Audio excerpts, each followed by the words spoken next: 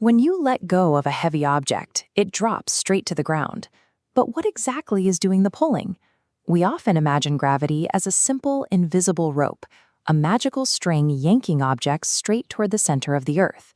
But simply calling gravity a pull is mathematically useless when we try to accomplish complex tasks like launching space missions, managing GPS networks, or mapping minerals deep underground.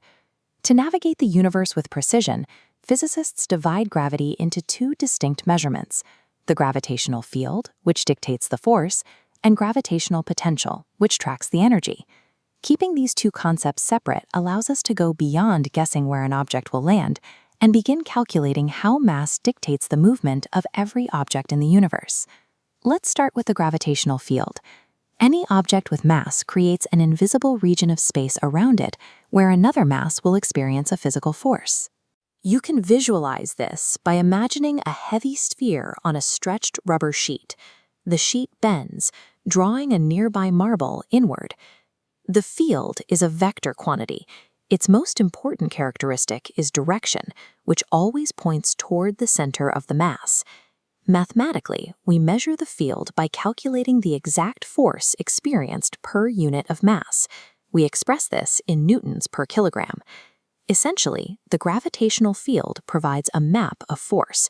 It tells you exactly how much pull is exerted on every kilogram of mass at your specific location. But what if you need to move an object away from that mass? Fighting that directional pull requires work, bringing us to gravitational potential. Unlike the field, gravitational potential is a scalar quantity. It has no direction, only a magnitude representing the work done per unit of mass, expressed in joules per kilogram. To measure this, physicists use a specific baseline. Gravitational potential is defined as being exactly zero only at an infinite distance away from the object. This creates what we call a gravity well.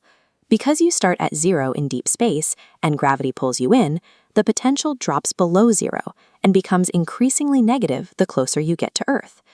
Gravitational potential doesn't describe a directional pull. Instead, it measures the underlying energy landscape you are standing in at any given moment. This leaves us with a final question.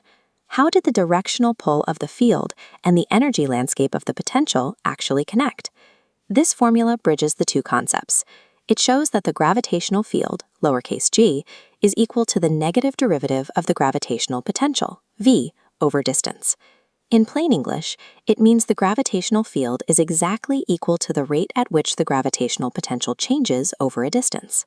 You can think of it as a physical slope. The steeper the change in potential, the stronger the physical gravitational field you will feel. This mathematical duality is the exact framework engineers use when they calculate how to launch a spacecraft out of a planet's gravity. As this calculation shows, by evaluating the work required to overcome Earth's negative potential, we find our required escape velocity, approximately 11.2 kilometers per second. Beyond space launches, accurate orbital tracking and the timing of GPS satellites rely on these constant calculations of field and potential to function correctly. Ultimately, gravity is more than just a downward tug. It is a vast three-dimensional landscape where the field dictates the force and the potential maps the energy.